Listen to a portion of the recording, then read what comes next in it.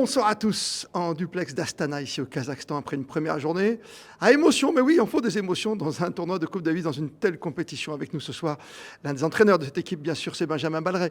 Bonsoir à vous, Benjamin. Bonsoir Christophe, Et, bonsoir Gaëtan. et Gaëtan, justement, Lebrun, sans plus tarder avec vous, on va résumer cette journée qui se termine par un partout. C'est ça, Hugo malheureusement surclassé lors du premier match contre Alexander Bublik, j'ai envie de dire logique, respecté.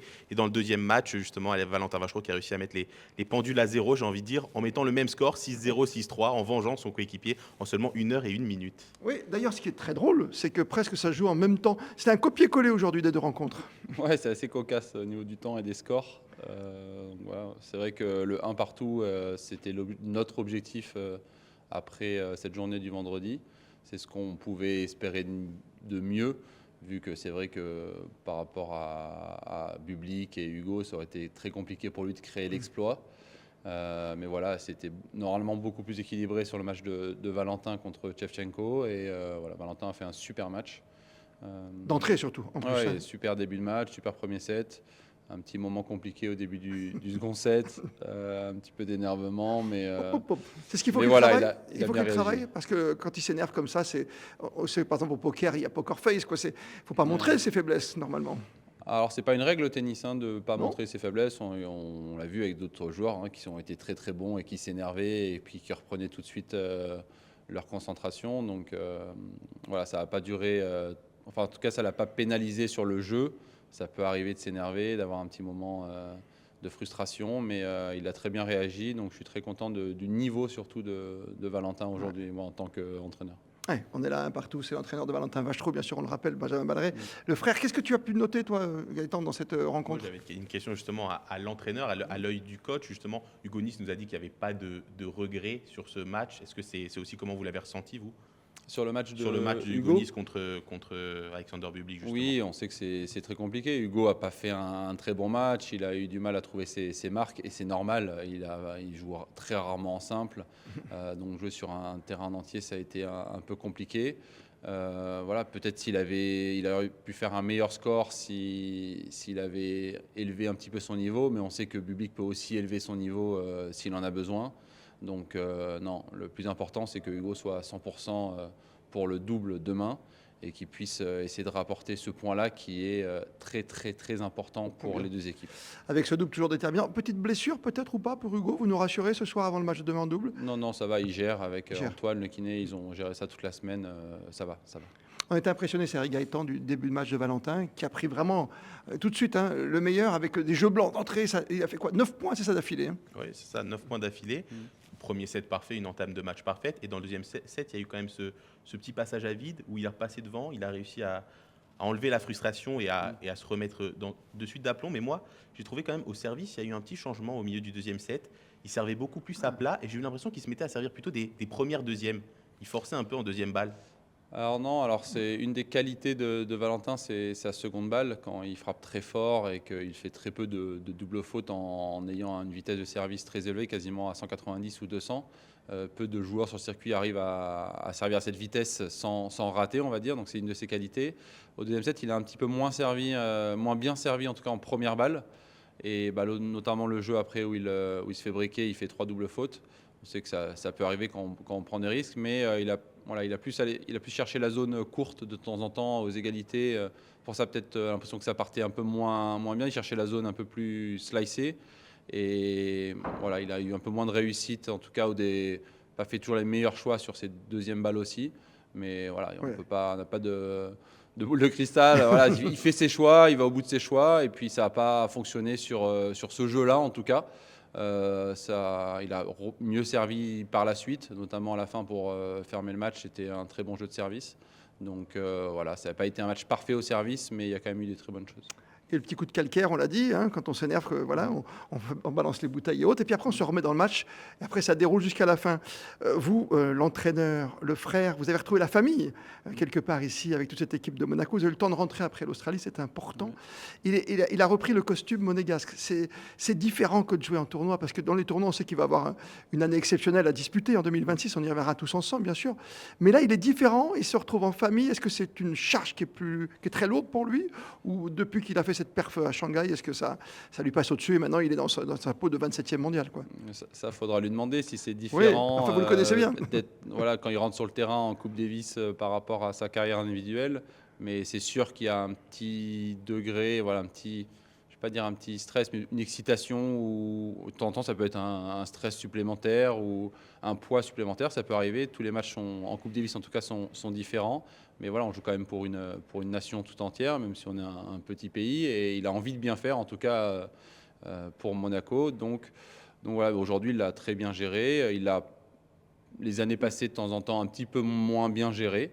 Et aussi la frustration, c'est que voilà, il joue pas que pour lui. Donc quand il se passe quelque chose de moins bien dans le match, bah, voilà, ça le frustre encore plus. Mais en tout cas, comme on voit, comme Gaëtan a dit, il a commencé le match sur les chapeaux de roue. C'était vraiment impressionnant 9 points son d'affilée, niveau. quoi. Ouais, et c'était vraiment impressionnant.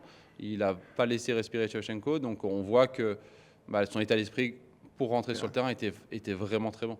Et logiquement, il devrait jouer une deuxième partie, cette fois face à Bublik, qui sera un match déterminant peut-être. On l'espère tous, ça veut dire qu'il y aura une victoire déjà avant double, hein, c'est ça.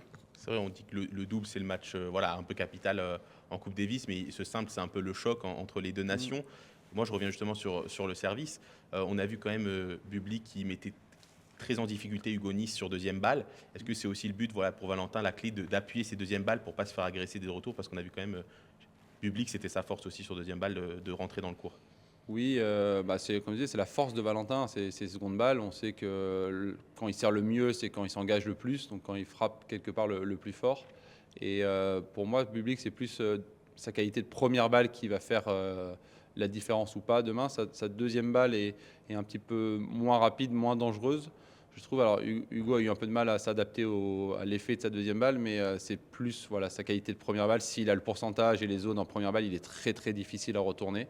Donc voilà, va falloir, si une petite brèche s'ouvre sur les premières balles de Bublik, c'est là où Valentin pourra essayer de s'engouffrer.